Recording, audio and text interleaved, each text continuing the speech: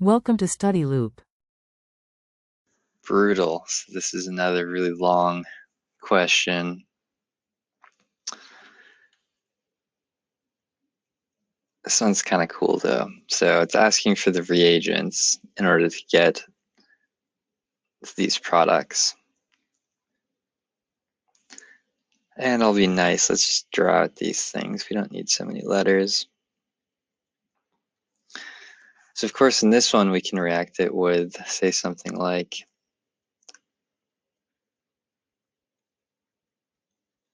this reagent. So this nucleophile will attack the electrophile, but you know that.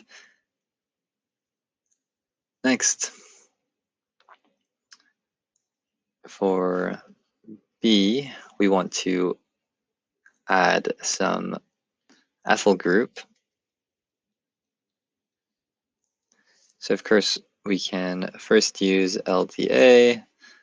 Secondly, we can use something like ethyl iodide, and then you can use, say, water to quench that reaction. That's cool. Next, we want to just blast off this carbonyl so there's no more trace of it. In order to do that, we first need to replace this with a carboxylic acid. So you'd want to use something like sodium hydroxide. That transforms it to the carboxylic acid. And then you want to heat that sucker up pretty hot to just blast off the CO2. Cool. Next, for E, we want to get methyl on this side. So we're going to first use LDA, but we want to keep this at -78 because we want to deprotonate the less hindered side. So we want the kinetic product. And then you can use something like methyl iodide and then water to quench that reaction. And we'll end up with this product. The other side, we want to get to this condensation product. So of course this can occur from the aldehyde. And we want to use something like sodium ethoxide and heat so we can eventually do the elimination of that hydroxide group.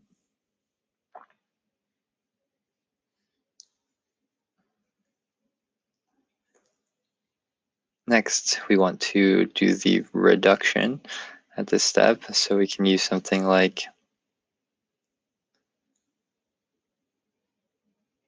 sodium borohydride, but sodium borohydride may actually attack the carbonyl, so oftentimes people use something like cerium. So you can look up something called the Lusch reduction.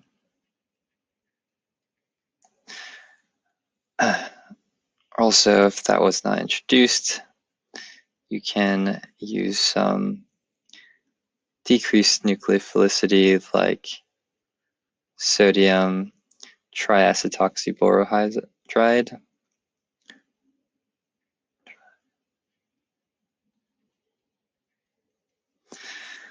This reagent, and that can selectively reduce.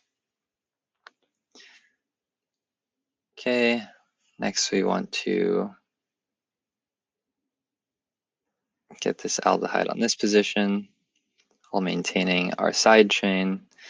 So we're first going to want to use LDA, but just as I said previously, we want to keep this cold, -78, and then react it with this ester. Cool. That's pretty much it for that first whole part. Next, we are taking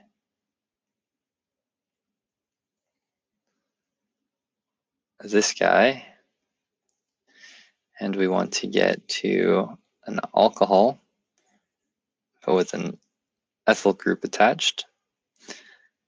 So we're going to add in a Grignard, of course, quench with water, as we always do. Then we want to go through some elimination to generate this very stable alkene. So for that, we can just use H2SO4 and heat.